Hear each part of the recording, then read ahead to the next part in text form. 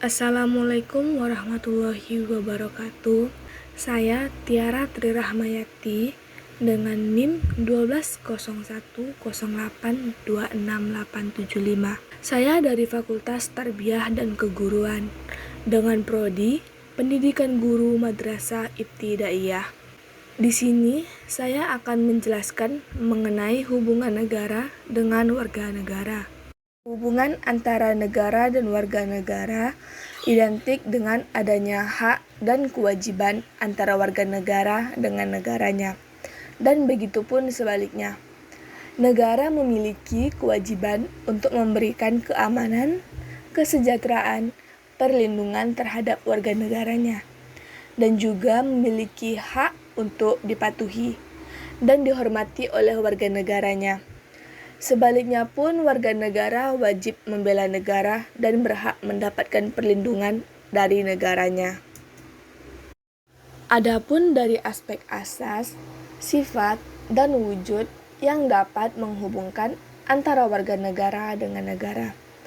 Yang pertama yaitu asas hubungan warga negara dengan negara. Dari asas hubungan warga negara dengan negara terbagi menjadi dua asas, yaitu asas demokrasi dan juga asas kekeluargaan, yang dimana asas demokrasi meliputi Pancasila, pembukaan Undang-Undang Dasar 1945, alinea ketiga dan keempat, Pasal 33 Undang-Undang Dasar 1945. Dan dari asas kekeluargaan mencakup dari isi batang tubuh Undang-Undang Dasar 1945 dan jiwa kekeluargaan dalam hukum adat dan pembangunan. Yang kedua adalah sifat hubungan warga negara dengan negara. Dari sifat hubungan warga negara dengan negara terbagi menjadi dua sifat pula, yaitu hubungan yang bersifat hukum dan hubungan yang bersifat politik. Yang pertama yaitu hubungan yang bersifat hukum. Dari hubungan yang bersifat hukum memiliki elemen ataupun ciri-ciri dari negara hukum Pancasila yang meliputi A. Keserasian hubungan antara pemerintah dengan rakyat berdasarkan asas kerukunan. B. Prinsip fungsional yang proporsional antara kekuasaan lembaga negara. C. Prinsip penyelesaian sengketa secara musyawarah dan peradilan merupakan sarana terakhir. Dan yang kedua adalah hubungan yang bersifat politik. Sedangkan dari hubungan sifat politik ini didasarkan dengan kekeluargaan, yang dimana akan dapat menunjang untuk terwujudnya pengambilan keputusan politik secara bermusyawarah mufakat, sehingga menjadikan kehidupan politik yang dinamis dalam kestabilan juga terwujud. Dan yang terakhir adalah wujud hubungan warga negara dan negara.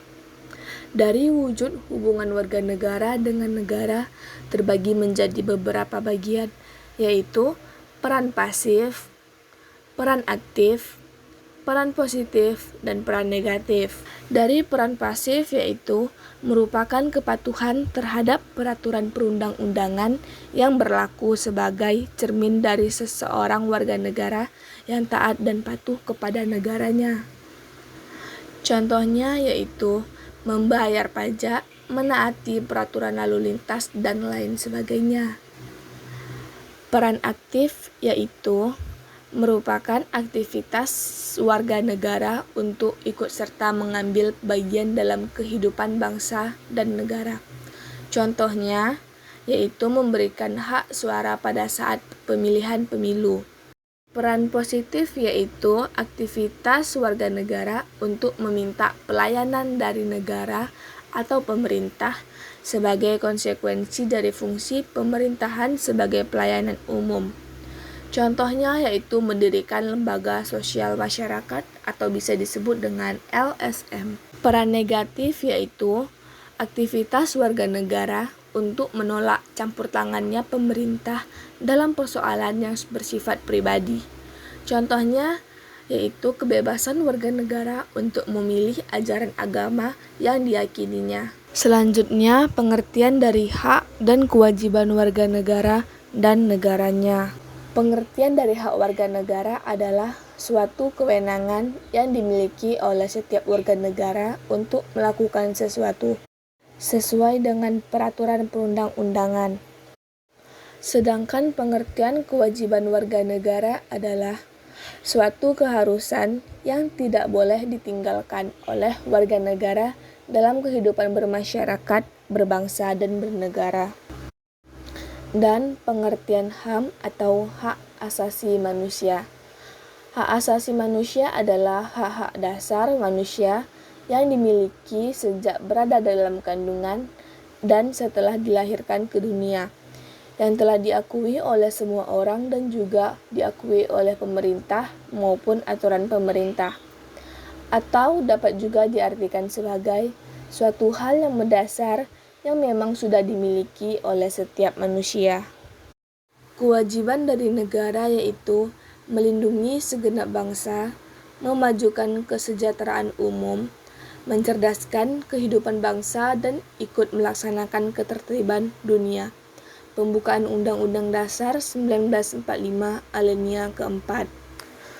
Perlindungan, pemajuan, penegakan, dan pemenuhan hak asasi manusia adalah tanggung jawab negara, terutama pemerintah. Pasal 28I ayat 4 menjamin kemerdekaan tiap-tiap penduduk untuk memeluk agamanya masing-masing dan untuk beribadah menurut agamanya dan kepercayaannya. Pasal 29 ayat 2. Adapun hak untuk warga negara yaitu berserikat dan berkumpul, mengeluarkan pikiran dengan lisan ataupun tulisan. Pasal 28. Membentuk keluarga dan melanjutkan keturunan melalui perkawinan yang sah. Pasal 28B ayat 1. Hak anak atas kelangsungan hidup, tumbuh dan berkembang serta berhak atas perlindungan dari kekerasan dan diskriminasi. Pasal 28B ayat 2. Dan yang terakhir yaitu kewajiban dari warga negaranya. Pertama, ikut serta dalam usaha pertahanan dan keamanan negara. Pasal 30 ayat 1. Dan menghormati hak asasi manusia orang lain dalam tertib kehidupan bermasyarakat, berbangsa, dan bernegara. Pasal 28J ayat 1. Inilah materi yang dapat saya sampaikan mengenai hubungan warga negara dan negara. Mohon maaf jika ada kekurangan ataupun kesalahan dari penyampaian materi saya. Saya Tiara Tri Rahmayati, pamit undurkan diri. Wassalamualaikum warahmatullahi wabarakatuh.